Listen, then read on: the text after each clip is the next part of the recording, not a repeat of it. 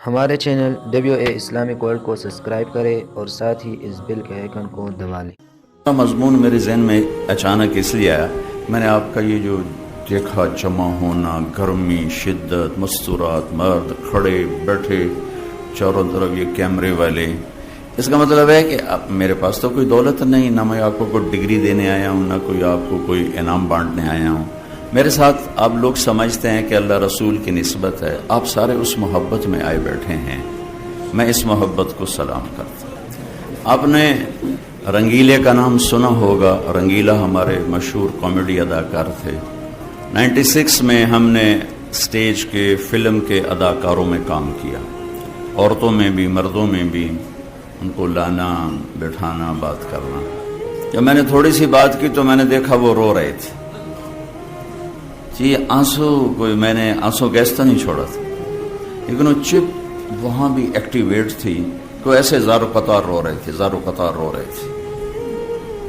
انہوں نے کھڑے ہو کے جب بیان ختم ہوا کہ میرے بھی 3 دن لکھو، میں 3 دن کے لیے جماعت میں جاؤں گا۔ کہنے لگے میں نیپال گیا، فلم کی شوٹنگ تھی، تو وہاں ایک مندر ہے جہاں صرف ہندو جا سکتا ہے، مسلمان نہیں جا سکتا، سکھ نہیں جا سکتا، عیسائی نہیں جا سکتا، صرف ہندو۔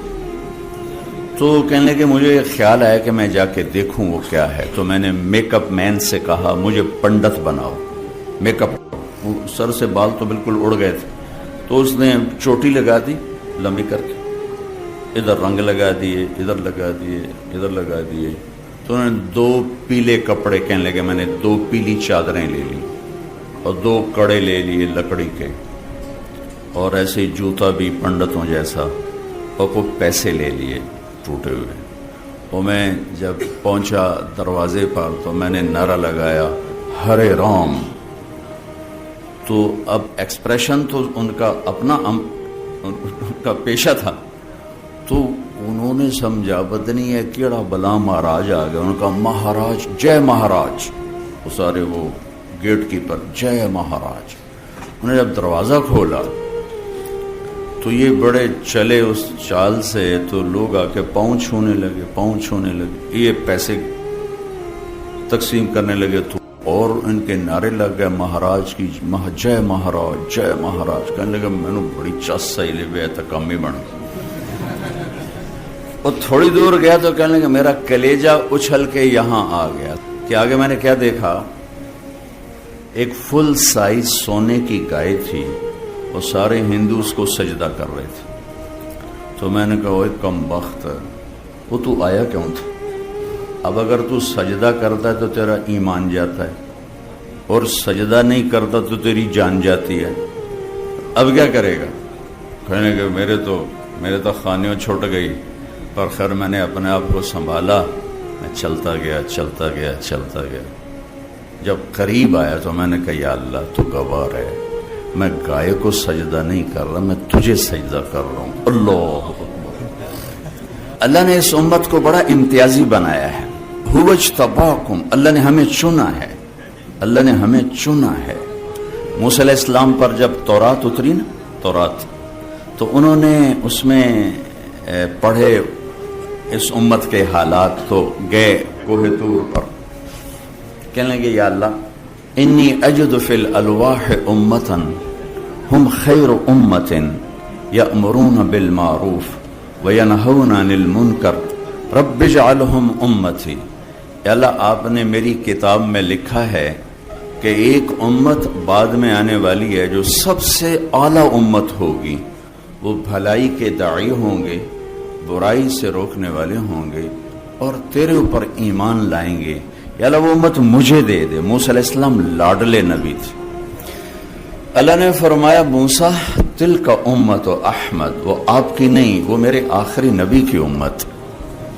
موسیٰ علیہ السلام رب اجد فی الالواح امتا اناجیلہم فی صدورہم یقرؤونہا، یا اللہ وہ یہ بھی لکھا ہے کہ وہ امت اپنی کتاب کی حافظ ہوگی۔ تورات، زبور، انجیل کوئی حافظ نہیں تھا سوائے نبی، صرف نبی کو یاد تھی، نبی کے علاوہ کسی کو یاد نہیں تھی۔ تو کہا یا اللہ وہ تو اپنا سارا قرآن یاد کر لیں گے. میرا شاگرد میرے مدرسے میں رمضان آیا، چھٹیاں ہو گئیں، کوئی حافظ پڑھانے والا نہیں تھا، وہ صبح بیٹھتا تھا، شام تک ایک پارہ یاد کر کے عشاء میں سنا دیتا تھا. اس نے 1 مہینے میں قرآن یاد بھی کیا اور سنا بھی دیا. اللہ نے اس امت کو ایسی استعداد عطا فرمائی کہ ان کا قرآن ان کے سینے میں ہے، نمازوں میں پڑھتے ہیں، تراویح میں پڑھتے ہیں. یا اللہ یہ امت مجھے دے دے. اللہ نے کہا نہیں، تلک امت احمد، وہ تو میرے احمد کی امت. پھر کہ یا اللہ اجد فی الالواح امتا کفارۃ ذنوبہم الصلوات الخمس، ان کے تو گناہوں کا کفارہ ان کی نمازیں بن جائیں گی. وہ فجر پڑھیں گے، رات کے گناہ معاف ہو جائیں گے، ظہر پڑھیں گے، فجر اور ظہر کے درمیان کے معاف ہو جائیں گے، عصر پڑھیں گے، مغرب پڑھیں گے، عشاء پڑھیں گے، ساتھ ساتھ ان کی شیٹ صاف ہوتی رہے گی. یا اللہ وہ امت مجھے دے دے. تو اللہ نے کہا تلک امت احمد. رب اجد فی الالواح امتا یقاتلون فصول الضلالہ حتی یقاتل الاعور الکذاب رب اجعلہ امتی. قال تلک امت احمد. کہ یا اللہ میں ایک امت کا حال دیکھتا ہوں جو ہر باطل کی سرکوبی کریں گے اور اپنے دین کی حفاظت کریں گے، یہاں تک کہ دجال سے بھی لڑیں گے. یا اللہ وہ امت مجھے دے دے. کہ تلک امت احمد، وہ احمد کی امت.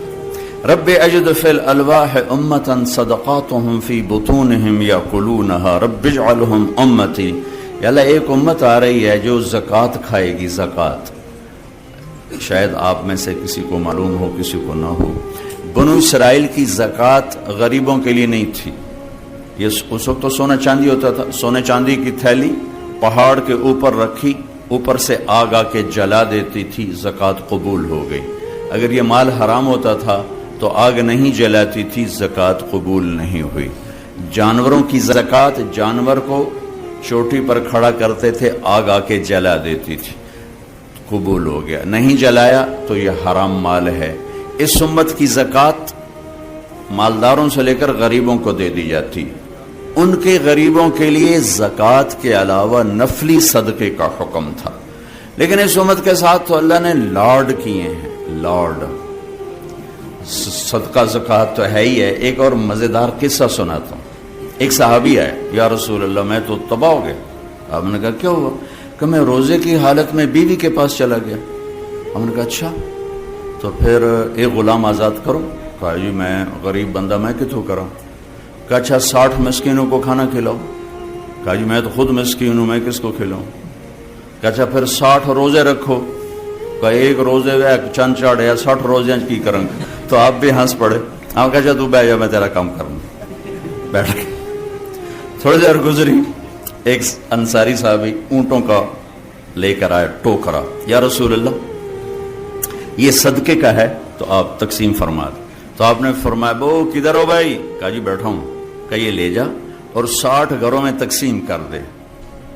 کہنے لگے یا رسول اللہ اللہ کی قسم مدینے میں مجھ سے بڑا مسکین کوئی نہیں، آپ میرا جرمانہ مجھے ہی کہو. میرا جرمانہ میں نے دو، میں آپ کھانا ہے. آپ اتنا ہنسے کہ آپ کے یہ دانت نظر آنے لگے. کبھی کبھی ہوتا تھا کہ آپ کے آخری دانت نظر آتے تھے، ورنہ آپ اتنا ہنستے تھے. آخری دانت آگا جب صرف تیرے واسطے اور کسی واسطے نہیں. تو اللہ نے اس امت کو اتنے لاڈ سے اٹھایا، اتنے پیار سے اٹھایا. آیت اتری لا يستوي القاعدون من المؤمنین والمجاہدون فی سبیل اللہ، اس طرح کہ اللہ کی راہ میں جہاد کرنے والے اور گھر بیٹھے برابر نہیں. ایک صحابی عبداللہ بن ام مکتوم، وہ پاس بیٹھ نابینا. یا اللہ یہ کیا کہہ دیا تو نے کہ گھر بیٹھنے والے اور تیری راہ میں پھرنے والے برابر نہیں؟ میں تو نابینا ہوں، میں کدھر جاؤں؟ میرے لیے کوئی گنجائش نکال. ایک لفظ لے کر جبریل دوبارہ واپس آئے. ایک لفظ لے کر، ایک آدمی کی خاطر. یا رسول اللہ، اللہ تعالیٰ فرما رہے ہیں اب اس آیت کو یوں پڑھا جائے لا يستوي القاعدون من المؤمنین غیر اولی الضرر والمجاہدون فی سبیل اللہ. اس امت کو اللہ نے اس طرح پروٹوکول دیا کہ اب آپ اس لفظ کو، اس آیت کو اس طرح پڑھیں کہ گھر بیٹھنے والے جو معذور نہیں ٹھیک ٹھاک ہیں وہ، اور اللہ کے راستے میں پھرنے والے برابر نہیں ہو سکتا۔ ایک صحابی ہیں اوس بن صامت، انہوں نے اپنی بیوی کو طلاق دے دی۔ ایک طلاق تھی جاہلیت کی، جس میں یوں کہا جاتا تھا تو میری ماں کی طرح ہے، تو اس پر طلاق ہوتی تھی جاہلیت میں۔ ایسی طلاق کہ کبھی دوبارہ نکاح نہیں ہو سکتا، کہیں اور نکاح ہو کے طلاق ہو کے بھی نہیں ہو سکتا، یہ ایسی طلاق تھی۔ وہ آئیں دوڑی دوڑی اللہ کے نبی کے پاس۔ اچھا اب دیکھیں، پہلی کتابیں اتر گئیں، تورات اکٹھی، زبور اکٹھی، انجیل اکٹھی۔ قرآن ایسے نہیں آ رہا، قرآن کبھی ایک لفظ آ رہا ہے، کبھی ایک سطر آ رہی، کبھی ایک سورت آ رہی، کبھی ایک آیت آ رہی۔ صرف سورہ انعام بڑی صورتوں میں واحد صورت ہے جو اکٹھی نازل ہوئی، اور جب یہ صورت نازل ہوئی تو اس کے ساتھ 70,000 فرشتے آئے تسبیح و تحلیل پڑھتے۔ یا رسول اللہ، حضرت عائشہ کنگھی کر رہی تھی، یا رسول اللہ میرے خامن نے مجھے کہہ دیا تو میری ماں کی طرح ہے، اب کیا ہوگا؟ تو چونکہ شرعی حکم موجود نہیں تھا، آپ نے رواج پر فرمایا خولا، طلاق ہو گئی۔ کہ یا رسول اللہ آپ نظر ثانی فرمائے، انہو ابو ولدی وحب الناس الی، وہ میرے بچوں کا باپ، ہماری آپس میں بہت محبت ہے، اس نے غصے میں کہہ دیا ہے۔ تو آپ نے کہا حرمت علیہ، خولا طلاق ہو گئی۔ ان کا یا رسول اللہ اکل مالی وافنا شبابی ونثرت له بطنی وتفرق اہلی، یا رسول اللہ میرا بڑھاپا آ چکا ہے، میرے ماں باپ مر چکے ہیں، میرے چھوٹے چھوٹے بچے ہیں، میری جوانی ختم ہو چکی ہے، مال میرے پاس کوئی نہیں، اگر یہ طلاق ہوتی تو میں کہاں بیٹھوں، مجھے کون سہارا دے؟ تو آپ چپ ہو گئے، چونکہ وہ منوانا چاہتی، ابھی وہی کوئی آئی نہیں، آپ نے قانون ماحول رواج کے مطابق فیصلہ دے دیا ہے، تو آپ خاموش ہو گئے۔ حضرت عائشہ کنگھی فرما رہے، اللہ اکبر۔ جب اس نے دیکھا کہ آپ چپ ہو گئے تو کہنے لگی اچھا آپ نہیں سنتے، میں آپ کے رب کو سناتی۔ کبھی ہم بھی تم میں بھی چاہت، کبھی ہم بھی تم میں بھی راحت، کبھی ہم بھی تم بھی تھے آشنا، تمہیں یاد ہو کہ نہ یاد ہو۔ کبھی اللہ سے بڑی گھاٹی چھنتی تھی، اللہ کے نبی کہہ رہے ہیں طلاق ہو گئی، وہ کہہ رہی اچھا میں آپ کے رب سے بات کرتی ہوں۔ اس نے وہیں ہاتھ اٹھایا، اللہم انہم لی منہ سبیۃ صغار، اے میرے رب میرے چھوٹے چھوٹے بچے، ان ضممتہم الی فضاجعوا، میں اپنے پاس رکھوں تو روٹی کہاں سے کھلاؤں، ان ضممتم الیہ فضاعوا، باپ کے پاس چھوڑوں تو تربیت کون کرے گا؟ یا اللہ اب ذرا غور کی، یا اللہ اپنے نبی کی زبان پر میرے حق میں فیصلہ اتار۔ یہ نہیں کہا کہ اللہ تو اپنے علم کے مطابق فیصلہ اتار، تو اپنی شریعت کے مطابق فیصلہ اتار۔ میرے رب میرے حق میں فیصلہ اتارنا، میں بچوں کو کہاں لے جاؤں گی، میں بڑھاپا کہاں گزاروں گی؟ تو ایک دم اللہ کے نبی پر وحی، تو جب وحی آتی تھی اب پسینہ پسینہ اور آنکھیں بند ہو جاتی تھی۔ تو حضرت عائشہ نے کہا خولا خولا چپ کر چپ کر، وحی آ گئی وحی آ گئی۔ خولا نے جب دیکھا تو اور زور سے رونا شروع کر دیا، کس بات پر کہ پتہ نہیں میرے حق میں ہے یا میرے خلاف ہے۔